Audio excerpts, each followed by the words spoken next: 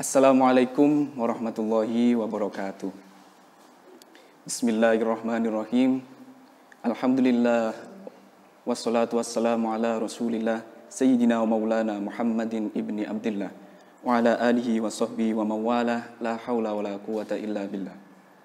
A'udzu billahi minasyaitonir rajim. Bismillahirrahmanirrahim. Yang kami hormati sedaya para yai, para ustadz ingkang kawula minulyaken, rekan-rekan kita dan pemirsa yang berbahagia.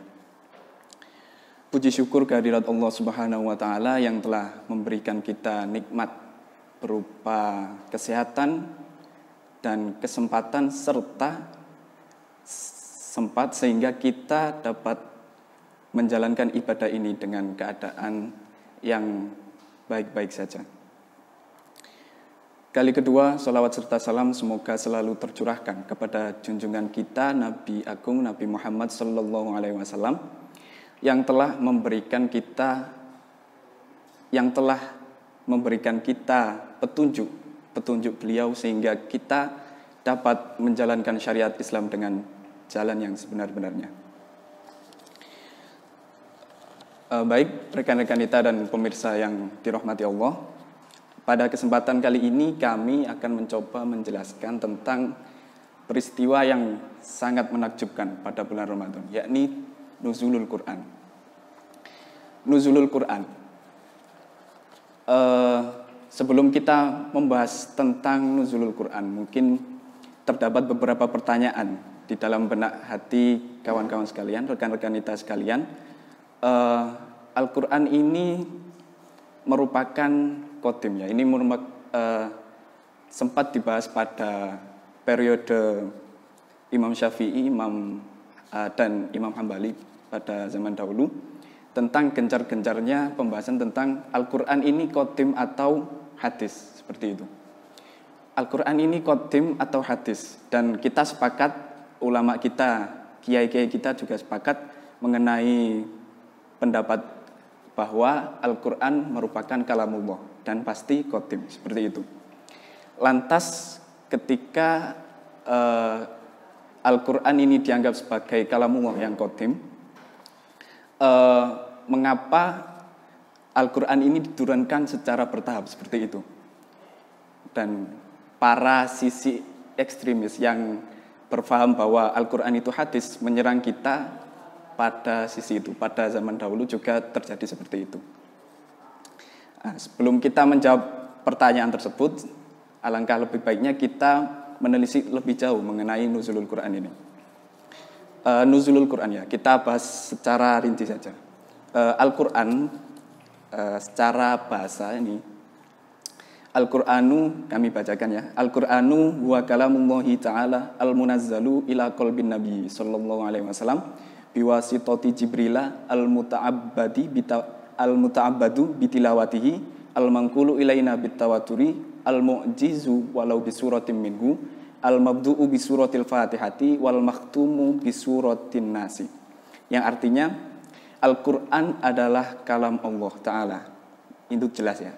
Al-munazzalu ila qalbin nabi sallallahu alaihi wasallam biwasitati Jibrila, yang diturunkan pada hati Nabi Muhammad sallallahu alaihi wasallam dengan lantaran malaikat Jibril, perantara malaikat Jibril. Al-muta'abbatu bitilawatihi, yang membacanya itu dihitung sebagai ibadah. Al-manqulu ilaina bitawaturi, yang dinukil sampai pada kita bitawaturi dengan cara yang tawatir. Nah, ini mungkin tentang babakan ilmu riwayat Al-Quran. Al-mu'jizu walau bisuratim minhu. Nah, ini terjemah bebasnya yang setiap suratnya merupakan mukjizat. Mukjizat kalau dalam bahasa Jawa biasa diartikan sebagai bisa diartikan sebagai yang ngapesake atau membantah argumen orang kafir, seperti itu. Al-mabdu'u bisuratil fatihati, yang diawali dengan surat Al-Fatihah, wal makhtumu bisuratin nasi, dan diakhiri dengan surat An-Nas. Adapun urutan-urutan surat tersebut merupakan arahan langsung dari Rasulullah SAW. Baik, setelah kita mengetahui tentang definisi Al-Quran secara istilahan juga, selanjutnya kita masuk pada definisi nuzulul Quran itu sendiri. Nuzulul Quran secara etimologi, ya, atau dalam bahasa pesantrennya biasa disebut dengan lugotan, etimologi ya.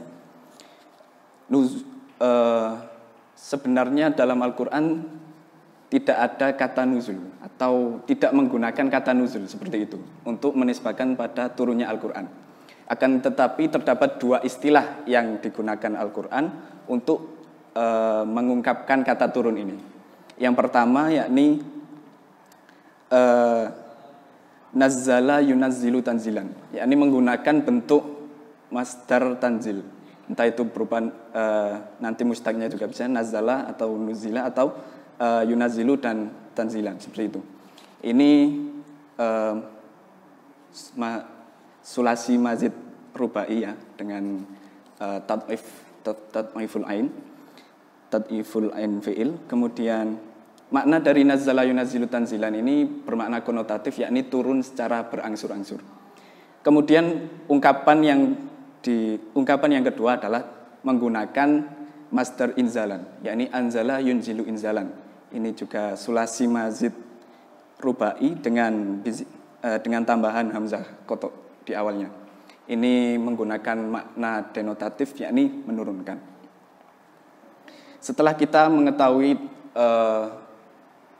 arti dari nuzul dalam Al-Quran secara bahasa, selanjutnya arti nuzulul Quran secara terminologi atau istilahan dalam bahasa pesantrennya.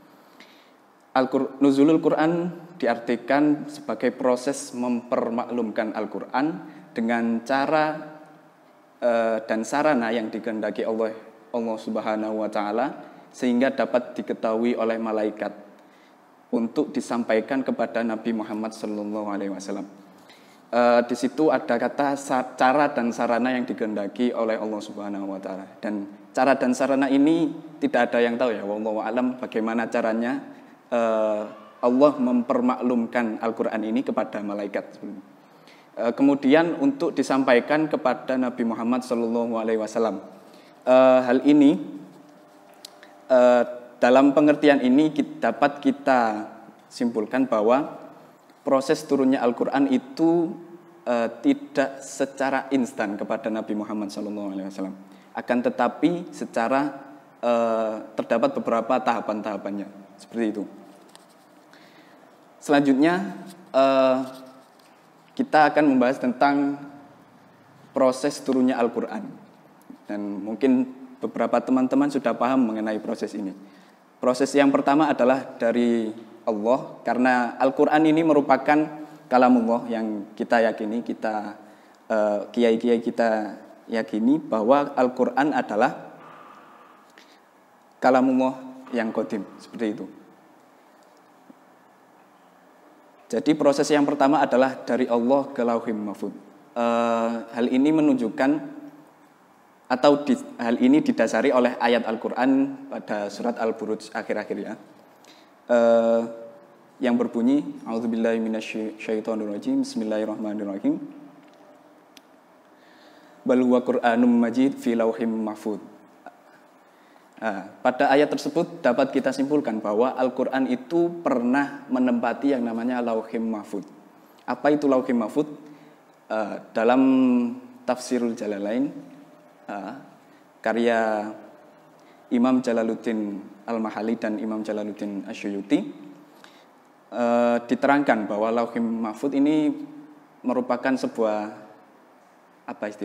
tempat di atas langit ketujuh. Kata mahfud ini kalau diartikan secara terjemah dapat diartikan sebagai yang terjaga dari tangan syaitan. Jadi hal ini merupakan bentuk penjagaan Allah sebelum proses selanjutnya ini nanti Al-Quran ini dijaga di Lauhim Mahfuz.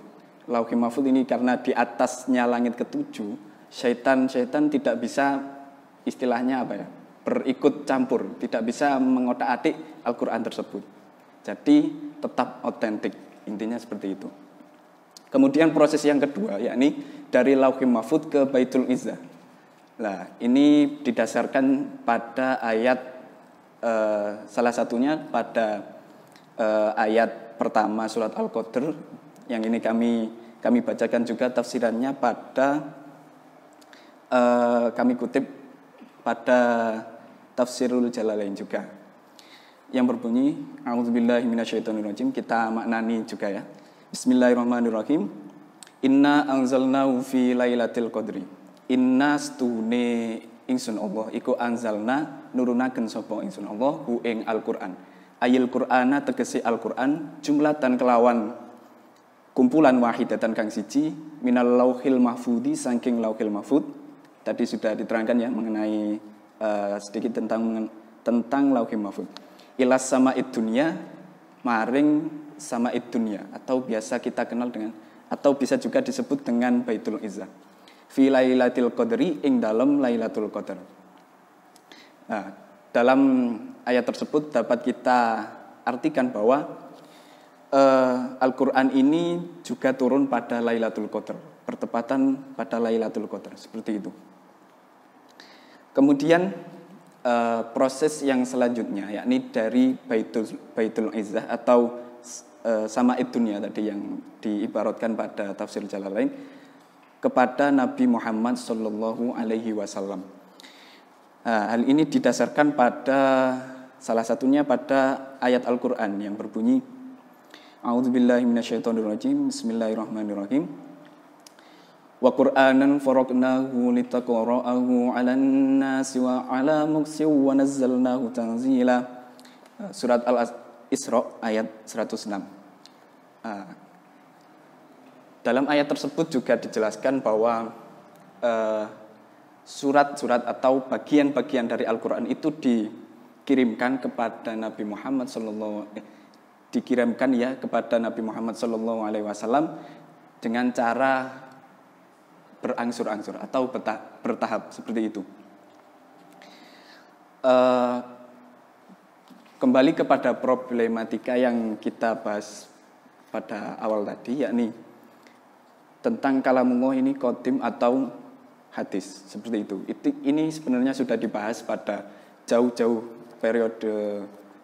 periodenya Imam Syafi'i dan Imam Hambali dulu, mengenai perbedaan pendapat ini, dan melihat dari beberapa bukti dari prosesnya tadi, mulai dari Allah ke Lauhul Mahfud, dari Lauhul Mahfud ke Baitul Izzah, dan Baitul Izzah kepada Nabi Muhammad SAW, ini dapat dipastikan bahwa Al-Quran ini merupakan qadim, kalam yang qadim, karena berasal langsung dari Allah Subhanahu wa Ta'ala, dan itu tetap otentik dijaga sampai proses yang kedua dan proses yang ketiga, bahkan sampai sekarang seperti itu, tetap terjaga keotentikannya dengan ilmu riwayat tadi dan lain-lainnya. Baik, selanjutnya pembahasan kita tentang hikmah diturunkannya Al-Quran secara bertahap. Pada zamannya Nabi Muhammad SAW dulu, Kanjeng Nabi pernah dibantah atau biasa dibantah oleh orang kafir. Dibantah oleh orang kafir, kenapa sih Al-Quran kok tidak diturunkan secara instan, secara langsungan? Karena kitab-kitab samawi pada zaman terdahulu, yakni pada nabi-nabi sebelumnya, seperti kitab Injil, kitab Taurat, dan kitab Zabur itu diturunkan secara langsung, tidak bertahap seperti Al-Quran ini. Itu dulu pernah ditanyakan atau istilahnya apa ya, dibuat bantahan oleh orang kafir kepada Rasulullah SAW. Hal ini termaktub pada Al-Quran, surat Al-Furqan ayat 32 yang berbunyi A'udzubillahi minasyaitonirrajim. Wa qala alladziina kafaru laula nuzzila 'alaihil qur'anu jumlatan wahidah kadzalika linutsabbita bihi fu'adaka wa rattalnahu tartila. Yang artinya orang-orang kafir itu berkata, laula nuzzila alaihil qur'anu jumlatan wahidah. Mengapa Al-Qur'an itu tidak diturunkan dengan jumlah yang satu? Jumlah yang satu ya maksudnya dalam satu paket itu mungkin ya. Langsung full version ya, seperti itu. Kenapa kok tidak diturunkan seperti itu? Nah, ini langsung dijawab oleh Allah Subhanahu wa taala, kadzalika linusabbita bihi fuadaka wa rattarnahu tartila. Hal demikian maksudnya adalah penurunan Al-Qur'an secara bertahap ini digunakan sebagai atau istilahnya wa rattarnahu tartila. Linusabbita bihi fuadaka, yakni sebagai penguat hatinya Kanjeng Nabi Muhammad SAW. Dan itu merupakan salah satu hikmah dari turunnya Al-Quran secara bertahap. Kemudian hikmah yang kedua adalah tashilul hifdi, yakni memudahkan penghafalan. Pada zamannya Nabi Muhammad SAW, Quran ini diturunkan secara bertahap. Salah satunya adalah agar para sahabat pada waktu itu bisa menghafalkannya dengan mudah, karena diturunkan secara bertahap seperti itu.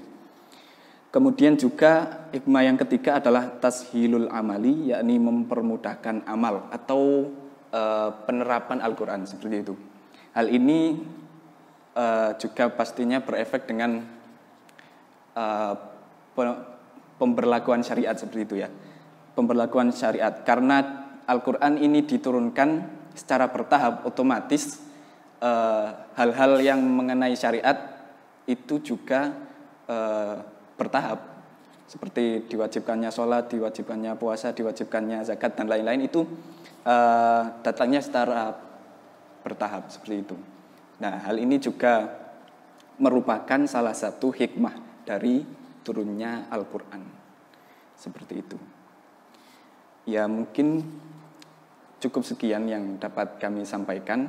Jadi dapat kesimpulan dari pertemuan kita atau pembahasan kita pada kali ini adalah tentang hikmah atau tentang nuzulul Quran ya. Jadi nuzulul Quran. Walaupun pada zamannya Imam Syafi'i dan Imam Hambali itu pernah dibahas, mungkin kita perlu merefresh mengenai ideologi kita, yakni Ahlussunnah wal Jamaah, terutama tentang Al-Quran ini adalah kalamullah yang qadim, seperti itu. Mungkin cukup sekian yang bisa kami sampaikan. Apabila ada kekurangan kami memohon maaf yang sebesar-besarnya. Semoga bermanfaat. Apabila tidak bermanfaat, semoga tidak membahayakan. Akhirul kalam, wallahul muwafiq ila aqwamit thoriq. Assalamualaikum warahmatullahi wabarakatuh.